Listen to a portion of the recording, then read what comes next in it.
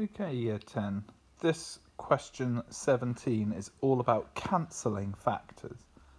So the first question, if we rewrite x plus 1 squared as x plus 1 times x plus 1, we can see that the bracketed term on the top and the bracketed term on the bottom is the same number. We can cancel one of each. Now, it's important to remember the bottom has a factor of 1 still, so it's x plus 1 in the numerator and 1 in the denominator, or just x plus 1. For b, we need to factorise both the top and bottom. The first one is a difference of two squares problem, and so it's 2x minus 5 and 2x plus 5 multiplied together. On the bottom, there are different methods for factorising the quadratic. Whichever method you used, you would be having a sum number of minus 22, a product number of 40, and the two numbers that you're going to be using in your method, whichever it is, should be minus 2 and minus 20.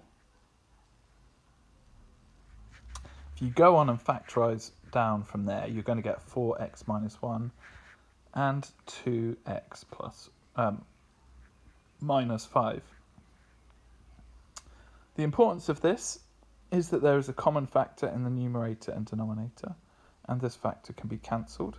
It is 2x minus 5, and there it goes, leaving us with a simplified fraction, 2x plus 5 over 4x minus 1.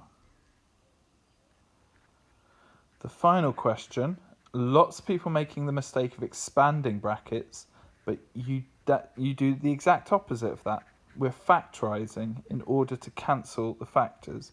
We want to see the factors and then we want to cancel them. So 15 is a factor at the top, 3 is a factor, and x plus 2 is a factor. Down at the bottom we've got 20 times by, and if we factorise the numerator of the first equation, we get x plus 2.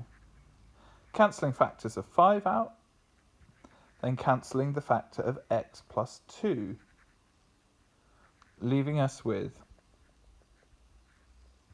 9, which are the two 3's multiplied together, and the 4 and the x give us 4x. And that's the simplified form.